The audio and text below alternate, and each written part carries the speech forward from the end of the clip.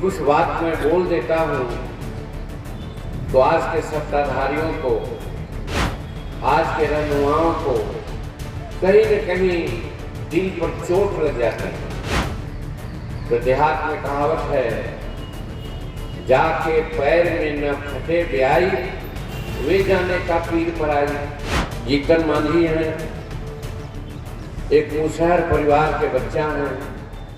नमस्कार, आप live cities देख रहे हैं। मैं हूं आपके साथ काव्या। इस साल बिहार में विधानसभा का चुनाव होने हैं और इस चुनाव को लेकर सभी पार्टी अपनी अपनी स्तर से तैयारियों में जुट चुके हैं। चाहे वो एनडीए खेमा हो या फिर तेजस्वी यादव खुद यात्रा पे निकले हुए हैं। मुख्यमंत्री नीतीश कुमार प्रगति यात्रा पे हैं और इसी कड़ी में आज हिंदुस्तानी आवाम मोर्चा के द्वारा मुंगेर में जिला स्तरीय कार्यक्रम का आयोजन किया गया था, जहां केंद्रीय मंत्री जीतन राम मांझी मौजूद थे और हम पार्टी के राष्ट्रीय अध्यक्ष, बिहार सरकार में मंत्री संतोष कुमार सुमन भी मौजूद थे। जहां एक तरफ जीतन राम मांझी जो कि केंद्रीय मंत्री हैं, उन्होंने किस तरीके से बताया है कि चुनाव आने वाला है बिहार में और इसके लिए तैयारी करनी होगी और वो पहलवान ही क्या जो अखाड़े में ना उतरे, और इन तमाम चीजों को कहते हुए जीतन राम मांझी नजर आए हैं। और साथ ही उनके बेटे और हम पार्टी के राष्ट्रीय अध्यक्ष संतोष कुमार सुमन भी किस तरीके से 2025 विधानसभा चुनाव को लेकर लोगों का संबोधन कर रहे हैं। सबसे पहले आप वो देखें। चाहे एमएलए का हो,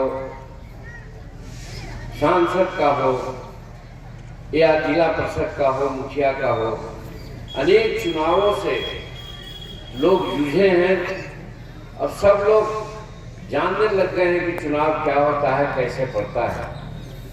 लेकिन यहाँ पर जो कुछ बातें हैं मैं कहता हूँ, उस बात को कहीं कहीं लोग दूसरे रूप में भी समझने का कोशिश करते हैं। हम जीतन मांझी हैं, एक मुसहर परिवार के बच्चा हैं, जिसकी माँ, जिसके पिता आज तो 300 रुपया 400 रुपया मजदूरी मिलती है, 1.5 शेर मजदूरी मिलती थी, उसको प्राप्त करके माता पिताजी ने हमको पढ़ाने का काम किया।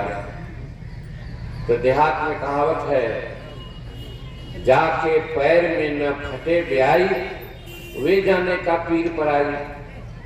उसी बात को मैं समझता हूं कि हमने देखी है गरीबी को, हम समझते हैं। अब यही बात है कि कुछ बात मैं बोल देता हूं तो आज के सत्ताधारियों को, आज के रहनुमाओं को कहीं न कहीं दिल पर चोट लग जाती है।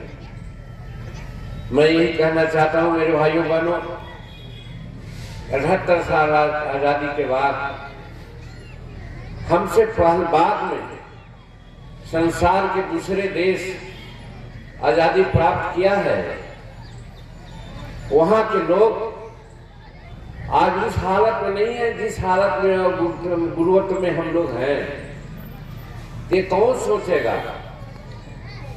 जो सत्ता में रहा उसको सोचने की जरूरत थी, शायद उसने नहीं सोचा। तो आखिर उसको आईना दिखलाने के लिए किसी को रहना चाहिए, और हम संकोच बस अगर उसको आईना नहीं दिखलाएंगे तो मेरे भाइयों बहनों, आज 78 साल हो गया। क्या आजादी का यही लाभ है कि 20 या 25% लोग आज कह सकते हैं कि उनका जीवन कुछ हद तक ठीक है, लेकिन 70% लोग गरीब हैं, गरीबी के आलम में पड़ रहे हैं। न घर है, न स्वच्छ पानी है, न शिक्षा है और न सफाई है, न न्याय है। वो प्रताड़ित होते रहते हैं, जबकि इसके लिए कानून बने हैं, लेकिन कानून का पालन करने वाला के हाथ में जो शक्ति है शायद कहीं न कहीं कमजोर पड़ती है। इसलिए बाबा भीमराव अंबेडकर ने कहा था जब संविधान बना रहे थे, ड्राफ्टिंग कमेटी के चेयरमैन थे। भाइयों बहनों, ये दौर चल रहा है हम लोग हिंदुस्तानी अवाम मोर्चा सेकुलर का कि विधानसभा स्तर पर और जिला स्तर पर हम सभी साथियों को बुलाते हैं, जो पंचायत स्तर के होते हैं, गांव स्तर के होते हैं, जो हमारे नीतियों में कार्यक्रमों में विश्वास रखते हैं, उनको हम एकत्र करके हम उनसे बात करते हैं। क्योंकि आप जानते हैं कि 2025 की लड़ाई की गिनती शुरू हो गई है और जो पहलवान पहलवानी करता है लेकिन अखाड़ा में अपना दम नहीं दिखलाता, वो पहलवान नहीं होता है। वो सैनिक जो अपने औजार को ठीक नहीं करता है तो समय आने पर वो काम नहीं कर सकता है। तो आज इस जमहूरियत में, जनतंत्र में मतदाता ही औजार है। एक वोट देने का अधिकार महामहिम राष्ट्रपति को भी है, तो आपको भी एक वोट देने का अधिकार है। ये बाबा भीमराव अंबेडकर साहब जो हम लोग के प्रणेता रहे हैं, उनके कृपा से आज गरीब तबके के लोग भी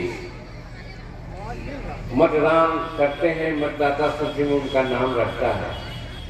इसलिए हम लोग की ये चिंता है कि चुनाव आने के पहले आपके दिमाग को तरोताजा हम लोग करते हैं। क्या सोचना चाहिए, क्या न सोचना चाहिए। वैसे 78 साल आजादी हो गए, भारत की जमहूरियत का जड़ बहुत गहरा हो गया है, संसार के लोग मानते हैं। हम लोग इतना ही कहने आए हैं कि हिंदुस्तानी अवाम मोर्चा सेकुलर जो पार्टी है हमारी, आप सबको पता है, पहले भी कार्यक्रम इस स्थल पर हुआ है, जमालपुर में हम आए थे। ये पार्टी निरंतर गरीबों के लिए काम कर रही है। आप सब देखे हुए कि हम लोग पदयात्रा भी किए हैं, पहाड़ियों में, पहाड़ के नीचे जो हमारे जनजाति भाई बंधु रहते हैं उनके पास भी हम लोग जाने का काम किए हैं, उनका दुख दर्द सुनने का काम किए हैं। तो हिंदुस्तानी अवाम मोर्चा सेकुलर एक ऐसी पार्टी है जो गरीबों की पार्टी है, गरीबों की विचारधारा पर चलती है, गरीबों की आवाज उठाती है और गरीबों को मंच देती है कि अपनी बातों को रख सकें। इसका उदाहरण आप देख सकते हैं कि मुकेश मांझी जी यहाँ के जिला अध्यक्ष हैं, जिन्होंने 5 सूत्री मांग को पढ़ा और आपके समक्ष जहाँ पर है मनीष जिले के अभिभावक उस समाज के, उस वंचित समाज के लोग हैं। तो एक हिंदुस्तानी अवाम मोर्चा सेकुलर की खासियत है जो सबको सम्मान देती है और कोई भेदभाव नहीं करती है। सिर्फ गरीब और अमीर हमारा यही नारा है और हम चाहते हैं कि सब गरीब एक समान हो जाए, सबको समान शिक्षा मिले, सबको समान अवसर मिले, सबको न्याय में समानता हो और सब अपना अधिकार समझे और सबको राजनीतिक भागीदारी, ज्यादा से ज्यादा अपनी राजनीतिक भागीदारी को सुनिश्चित करें और अपना हक अधिकार के लिए आवाज उठाएं। यही हिंदुस्तानी अवाम मोर्चा सेकुलर का जो मोटिव है, आइडियोलॉजी है, विचारधारा जो भी कहें, यही है। और इसी के लिए हम लोग सतत कार्यक्रम कर रहे हैं, सतत प्रयास कर रहे हैं और हम लोग चाह रहे हैं कि गरीबों को इतना सबल करें कि अपने से अपनी लड़ाई खुद लड़े, उसको किसी सहारे की जरूरत नहीं पड़े। और इसीलिए हम लोग यहाँ पर हैं साथियों, और बहुत सारी ऐसी बातें हैं कहने को। मैं इतना ही कहना चाहता हूँ कि आप लोग सब एक हो जाइए, एक होइएगा तो मजबूत होइएगा, संगठन की ताकत बढ़ेगी, संगठन की ताकत बढ़ेगी तो संगठन आपके लिए हक मांगेगा और वो हक जरूर मिलेगा। अगर हमारी ताकत नहीं रहेगी तो हक हमको नहीं मिलेगा, जो हमारा अधिकार है, जिसके हम लायक हैं।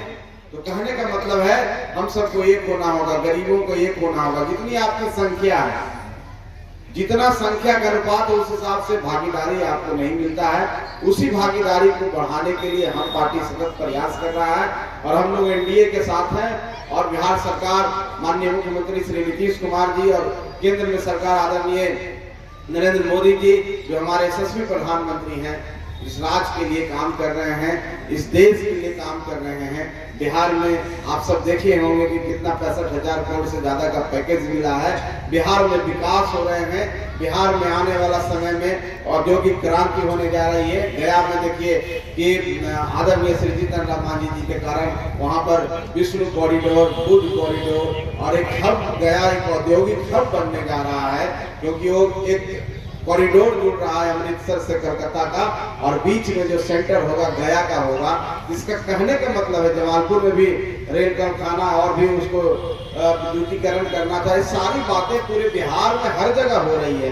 किसी भी क्षेत्र को उठा के देखिए, आज हमारी सरकार नौकरियों का भरमार कर रही है। शिक्षा में जब एक समय था 2005 में जब 65 स्टूडेंट पर एक शिक्षक होते थे, आज का समय है कि 35 स्टूडेंट पर एक शिक्षक होते हैं। तो ये हमारी ताकत है। बजट जब हम 2005 में जब सरकार बनी थी तो बजट का आकार एकदम छोटा था, 40 करोड़, और आज आप देख सकते हैं कि 2,78,000 करोड़ का हमारा बजट पिछला था और आने वाला समय में बढ़ने जा रहा है। तो हर क्षेत्र में काम हो रहा है, युवाओं के लिए, गरीबों के लिए। बस हम सबको मिल करके हम की ताकत बढ़ाना है, और हम जितना ताकतवर होगा, आपके जो मुद्दे हैं, आपकी जो परेशानी है, आपकी जो समस्याएं हैं, उस समस्याओं को हम लोग उठा पाएंगे, संसद में उठा पाएंगे। सदन में जो बिहार विधानसभा है, परिषद है, राज्यसभा है, हमको इतनी ताकत दीजिए कि हम हर जगह पहुंच जाएं और हर जगह से एक आवाज निकले, गरीब की आवाज निकले। और जब एक आवाज सब तो आपने वीडियो में देखा और सुना भी कि किस तरीके से केंद्रीय मंत्री जीतन राम मांझी जो है वो परिभाषा दे रहे हैं कि वो पहलवान ही क्या जो अखाड़े में ना उतरे। 25 विधानसभा का चुनाव है और इसको लेकर सभी पार्टी अपनी अपनी तैयारी कर रहे हैं। और इसके अलावा बिहार सरकार में मंत्री संतोष कुमार सुमन का कहना है कि मुख्यमंत्री नीतीश कुमार के नेतृत्व में बिहार में काफी सारे काम हुए हैं। इसके अलावा केंद्र में प्रधानमंत्री नरेंद्र मोदी के नेतृत्व में बहुत सारे काम हुए। इन तमाम कामों को गिनवाते हुए नजर आए हैं, आपने वीडियो में देखा है। फिलहाल के लिए इतना ही। साथ ही चैनल को सब्सक्राइब करें, फेसबुक पेज को लाइक करें। वीडियो देखने के लिए आपका धन्यवाद।